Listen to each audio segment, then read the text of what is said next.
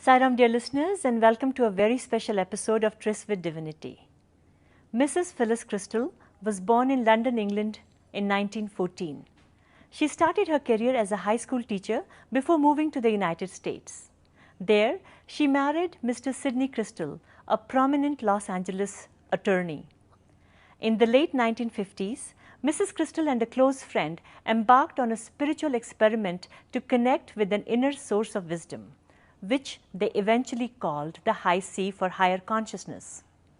As a result of their inner explorations, they developed techniques to enable the individual to seek help and guidance from the high C within rather than from external sources.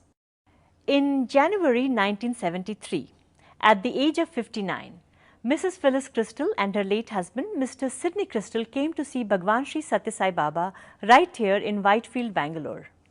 She has captured the first decade of her mystical journey to the avatar and its transformational impact on their lives in her book, Sai Baba, The Ultimate Experience. With Baba confirming the teachings she had been downloading from her high C, Mrs. Kристал continued her inner work, and for over 25 years, she has been giving seminars in numerous countries. In the year 2004, at the age of 91, she moved to Munich, Germany, and at the age of 95, she moved again to Zurich in Switzerland. Currently, she is in Bangalore, India, where she is guiding eager learners to reconnect to their high C. She maintains that this hunger to tap into a real self is an innate human calling. The goal is to break from any dependence on external authority figures and to seek release from old habits, beliefs, fears, customs, and other influences, particularly those developed in childhood, and replace them by becoming an instrument of the high C. Mrs. Kристал has authored a number of books connected with her work and Sai Baba's teachings, and these include Cutting the Ties That Bind, Taming the Monkey Mind, Reconnecting with Love Energy, and Sealing on Desires. A picture of poise and elegance, at 99, Mrs. Kристал remains a force to reckon with. At Radio Sai, are we ever honored to be in her presence to record this interview.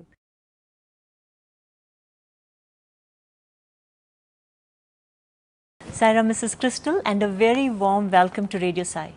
Thank you, and Sairam to you. Mrs. Kристal, let's start with some girl talk.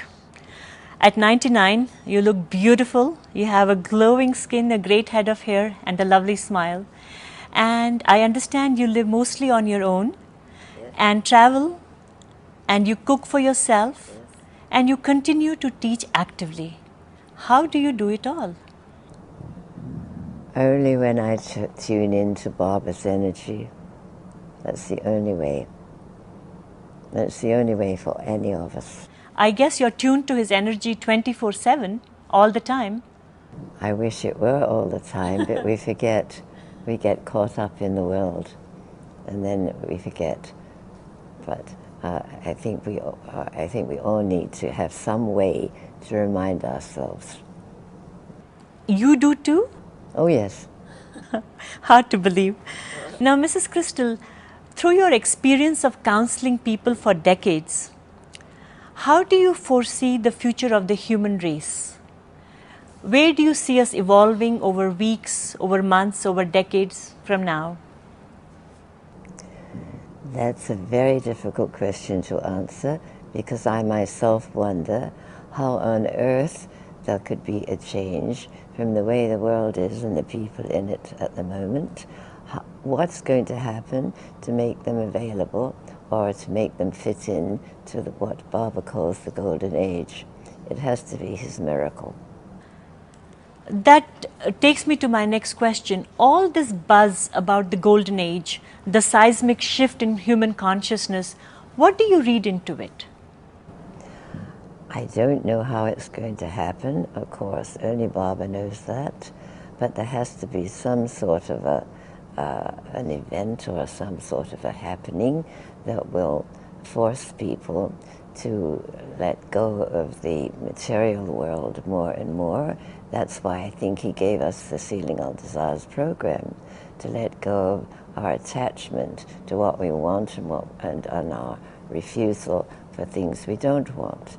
So this is a good basis, and as he told us, especially when he gave me the long interview to introduce it, he explained that the only thing that keeps us from becoming one with our own God force is our desires.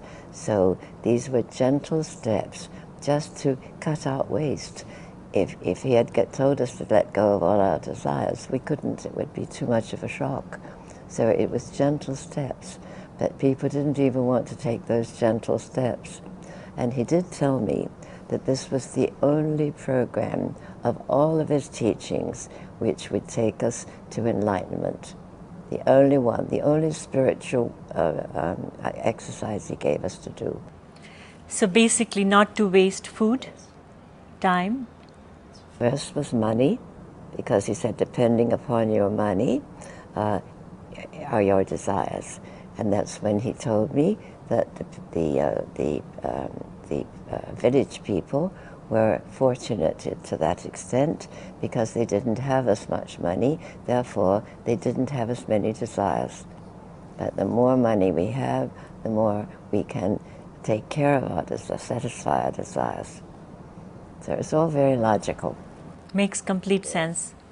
But somehow, as you said, it didn't become very popular, and it's still not actively practiced. Because people don't want to give up their desires. They want what they want, what they want. And that's why we have, in the method I've been shown, we have so many exercises just gently to get rid of what we want and ask what our God self or our high C or our Baba self wants. Thy will, not mine. But nobody wants to live that way, or very few. But gradually, people are getting to the point where their life is so puzzling, so demanding, that they're seeking a better way. It's just beginning. I see. Now you said maybe an event has to take place for the golden age to be ushered in. What kind of an event do you foresee? Some people talk of a cataclysmic event. What do you foresee? Well, there have been many, many predictions, but I have no idea. I keep thinking something must happen, because to go from the Kali Yuga to a golden age, how can that happen when we look around? So I have no idea. Only Baba knows. Mm-hmm. I should be interested if I'm still here. And you just might be. Who knows? Who knows? Exactly. Now, in all your works, you mentioned that when you started this inner experimentation, the exploration, you had a friend who worked with you. Yes. We don't hear much about her. Is her name Virginia? Or Yes, but did she ever come to Baba? Who was she? No, she was very much older than I was at the time. And then unfortunately, she got dementia and Parkinson's disease. So she, unfortunately for me, she didn't even know the first book was published. But her daughter, who's Peggy Lenny, who takes care of many of the emails and other things for me, I think gave her mother a wonderful service, as she insisted on taking her home, not leave her in the hospital where they were force-feeding her, because Virginia did not want to eat. She wanted just to let go. And so her daughter allowed her to do that. And she also played audio cassettes of some of the seminars I was giving. And so Virginia was able to see how the work was progressing. So that was a wonderful gift. And did she know about Baba? She did, but she never became a devotee. It was not her path, but it didn't make any difference. We were only aware that we had within us a guide, which we called the high C for higher consciousness, and that she believed in. In fact, that's what brought us together in the work, in the method. Mrs. Cristal, when for you, is your high C or higher consciousness and Bhagwan Sri Satya Sai Baba the same, one and the same? For me, he personifies, yes, the God within us, because he makes it very clear that we're not the body, we're not this personality. This is just the temple, he called it one time. He came into the interview room and looking around at us and said, you don't realize you're all walking temples. And it was such a wonderful way to express it, that the body, the personality, the people that we think we are just the house or the temple in which the God self lives. He said, that's your identity, you're all God's. And in one interview, he knew how shy I was, and he was the only one in this whole world who could have brought me out of that shyness to do what I'm doing now. He was absolutely determined. And so in one interview, he came in again, laughing and singing and saying, you don't know who you are. And we thought, well, we thought we did. He said, no, you're all God. And then he turned to me in the back of the room, hiding as usual, and he said, say I'm God, Mrs. Cristal. I couldn't. I was brought up in the Church of England, and I would have been beaten alive if I dared to say I was God. I said, I'm sorry, I can't. Say I'm God, Mrs. Cristal. Oh, Barbara, I can't. Say I'm God, Mrs. Cristal. So to get it over with, I said, I'm God. That was not satisfying him at all. He said, louder. And so I did a little louder. Louder, louder, louder. He was absolutely determined to have me making a statement in front of all these people, I am God. So finally I was even shouting it, and he was satisfied. But this is what he wanted to teach us, that that's our reality, and that's the part that doesn't die when our bodies die. But we are so identified with our bodies that we think that we're eliminated when we die. And that's why I don't have any fear of death. And I love to share it with people, because it's so sad. So many people are terrified of death. What happens according to you when we die? Well, my experience of helping people to die is that their real self or their God self just goes out through the top of their head, and you can almost see it. It's like a sort of a smoky outline. And then, as far as I know, of course I haven't died and come back, but I have had 3 different out-of-body experiences when I was extremely ill. And all I can say is that the experience that I had was that everything was so beautiful. The light was wonderful, the colors, the music, and it was always, everything was very joyful. It was not a scary experience at all. And there's always a welcoming committee to greet us. And my younger daughter, who was killed in a car accident a long time ago, she keeps in touch from her level, and she assures us that it's a wonderful experience. And she always sounds so happy. So I would love to be able to help people get rid of that terrible fear of death, because it spoils our life to be constantly afraid. We can't be joyful now when we're so afraid. Mm-hmm. You spoke of this welcoming committee. So when you had this out-of-body experience, Mm-hmm. who did you see in your welcome committee? People, your ancestors, your family members? I was only vaguely aware in those days that there were people welcoming us, but they all told me, no, this is not your time. And so I had to come back.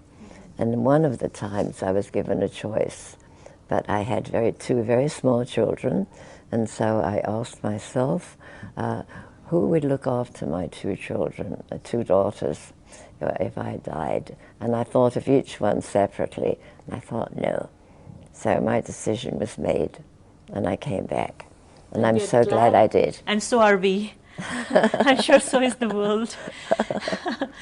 Now, all of us have this are supposed to have a connection with our high C, our higher consciousness. But what is it that keeps coming in our way to be consistently and clearly connected?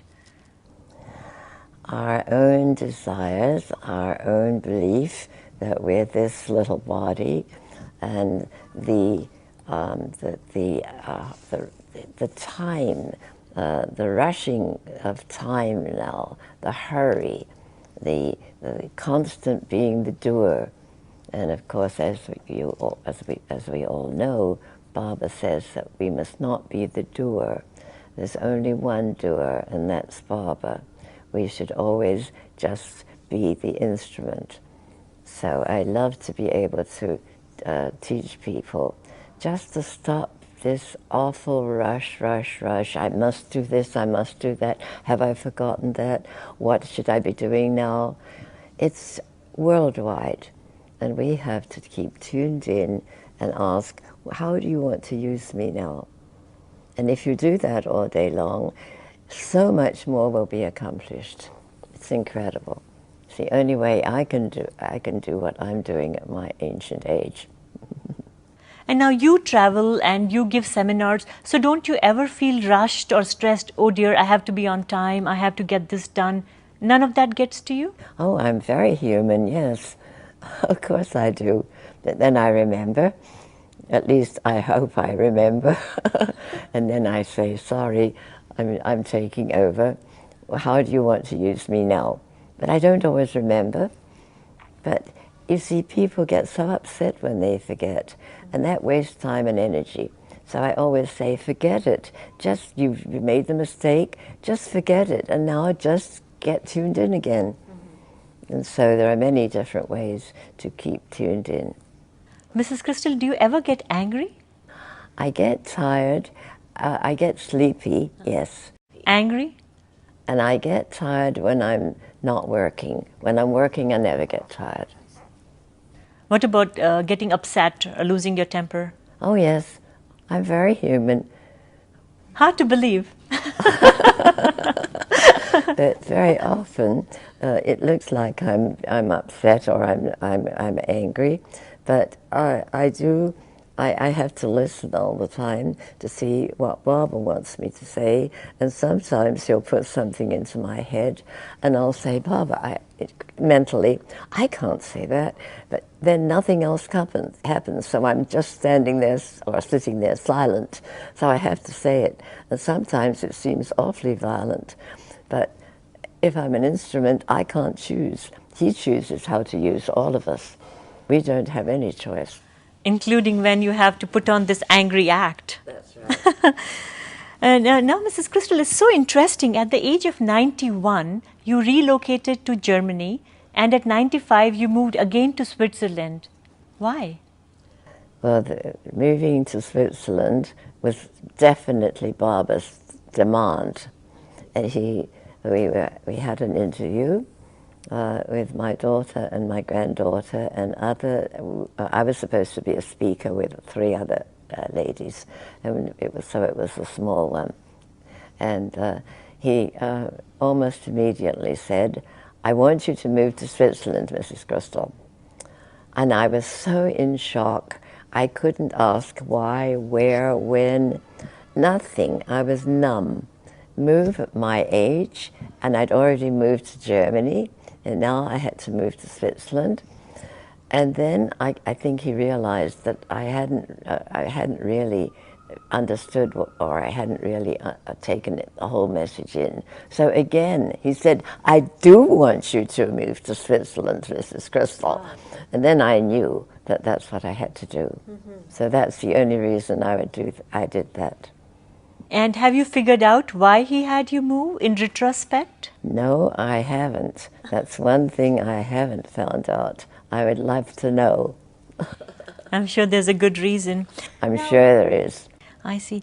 Now, let's talk about Baba's Mahasamadhi. He's leaving the body. For many people, it came as a shock because they had done their human calculation and they felt that Baba left at least 10 years prior to the time they expected. What do you make of this? I don't pretend to know. If Baba wants to tell us, I'm sure he will. I'm sure he has his own agenda. He does? Quite sure he does. And I'm sure he will tell us when we're ready to accept it. But when we have a determination that he made a mistake or he disappointed us, that gets in the way. We have to be open and ask, what did you mean? And does it matter? You see, people are so busy with silly questions like that they forget that their only duty is to follow his teachings and change their own lives, not worry about someone else, even about Baba. Very well said. Mrs. Cristal, what is High C's message for us right now, for the listeners of Radio Sai? Keep in touch with who you really are, which Baba always, when he was speaking to me, called it God's self, because that's your true identity. This is just the role we're playing, and we need the body to play certain roles to learn what we didn't learn before in other lives. So we're being given a golden opportunity with his energy in the world.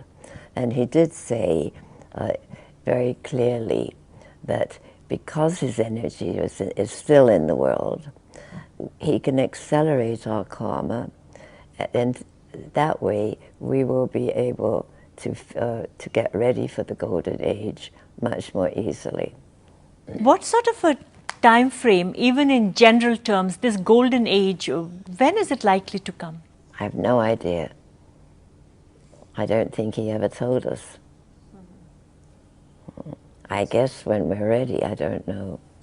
But then, are we not chasing a mirage? When he promises something, and he always says his mission will never fail.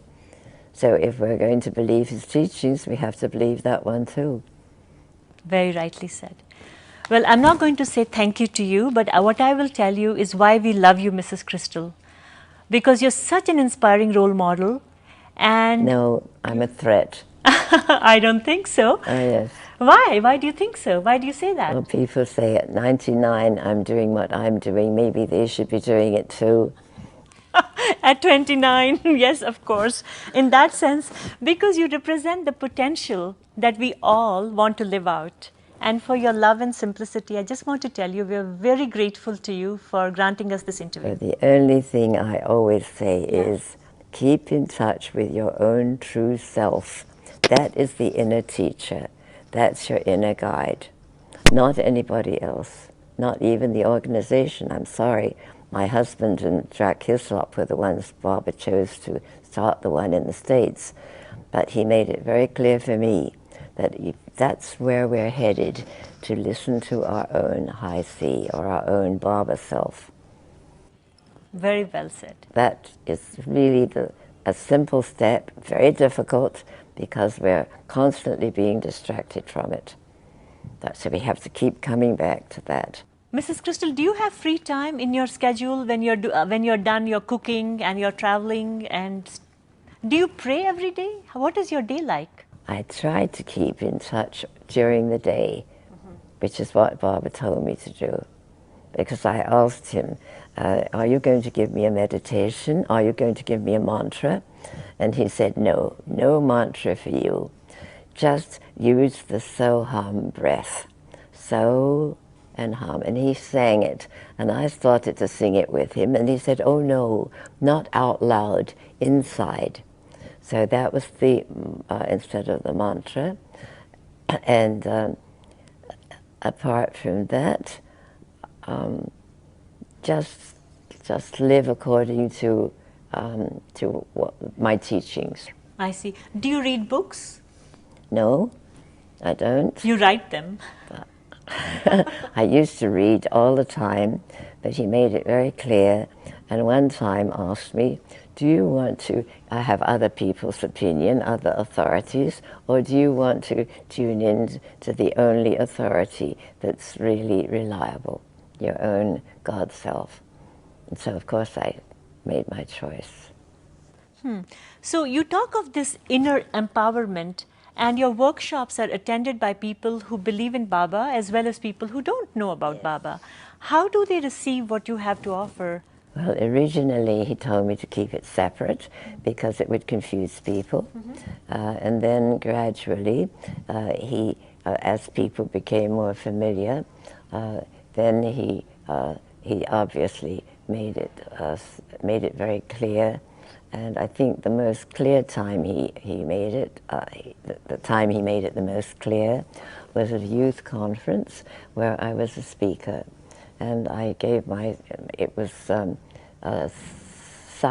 youth, so it was Sai Youth, Messengers of Sai's Love. And so my first day, I spoke about when you're a messenger, you have something to give. And so I took them all through a method which I'd been shown, but this time there was Baba sitting there, so instead of using the maypole, which I usually use to connect to our own high C, I said, here's Baba is sitting, imagine a ribbon between your heart and Baba's heart. And I kept thinking, are you sure you want me to do this? You've asked me to keep it separate. And I kept looking at him. He was grinning from ear to ear and nodding his head. And so that was the first breakthrough. That was the first time I ever did that. And then gradually, very, very slowly, he had me bring them together. And now I'm much more free because I wanted to keep to what he told me, and I really did faithfully for many, many, many years, and was highly criticized for it. I hope that I'm getting out from that very unpleasant persona by now,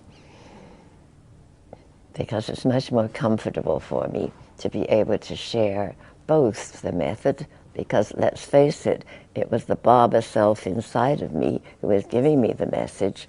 So now I realize what he meant when he first caught sight of me in the Darshan line at Whitefield. This is where I first met him, in Whitefield. And we were only about 5 Westerners, so with our pale faces and light hair, we stood out. So I was in the background a little bit. And as he wafted over to the ladies' side, he went beyond me. And I thought, oh, he's not my master, because I always knew that the master picks the chela, not the other way around. And when I thought that, he whirled around, faced me, and with the most incredible smile, said, so, long pause, you have come, another long pause, at last. And at the time I thought, how could I have come any sooner? I didn't even know you were in the world until October of last year, and now it's January of the next year, only a few months. Now I understand that he'd been teaching me all this long time when I didn't even know he existed. And so finally I came in the body, so to speak, to his form. So now it took me all those many years to get to that understanding. And I think that's a very important understanding, because he within us, or what he represents, because he's the God force, but so are we, as he tells us. That's our only really reliable guide. Mrs. Cristal, if you disagree with someone, or somebody disagrees with you, and that person thinks they are being guided by their high C, and the disagreement happens with you and you're being guided by your high C, where is the resolution in this? I just have to keep to my own contact. And sometimes it's very difficult.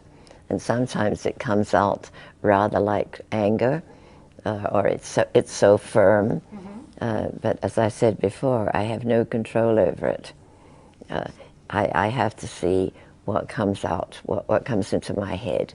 And if I don't say what comes in, nothing happens. I see. And then I just stand there or sit there speechless.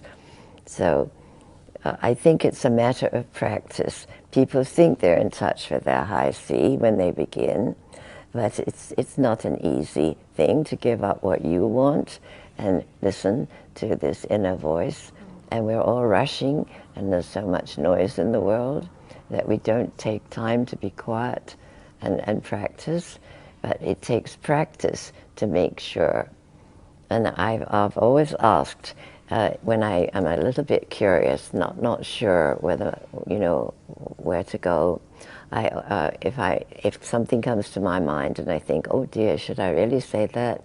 I asked one time for a sign, and to my utter surprise, it was as if somebody poured ice cold water down my spine. And so I always get that sign when I'm doubtful. So I think we need a sign to make sure. So I always tell people, ask for your own sign. And sometimes they'll get prickles in their fingers, or they'll get their heart will change beat. But we have to be very sure that we're not getting our own desires in the way. And it's a gradual withdrawal from our own ego, which always wants to get in the way and take over, to being an instrument. It takes time and practice. Have you had to forgive a lot of people in your life? Oh, of course. Is it easy? Sometimes not. But then I think, I always try to ask, well, what is this person in my life for? What am I to learn? And that's not always easy, because then you have to look at yourself. You see, it's useless. You can't change somebody else. It's impossible. You may think you do, but no, no, no. We can only change ourselves. That's our biggest job. And that's where the method is so helpful. Cutting the tide to anything that controls us other than the high C or the Baba self. Thank you so very much. You're so welcome. Very grateful. Sairam, Mrs. Kристал. Sairam. It's an honor for me to sit across from you. I can't believe I'm doing this. Oh, but we're just human beings. In fact, we're just parading as in a human form. But we're really, as he always tells us, we should identify with who we really are. Beautiful. Thank you very much. So don't be in awe, please, or honored. I'm just as human as you. You're very humble. Beautiful. Okay. Sairam. Sairam.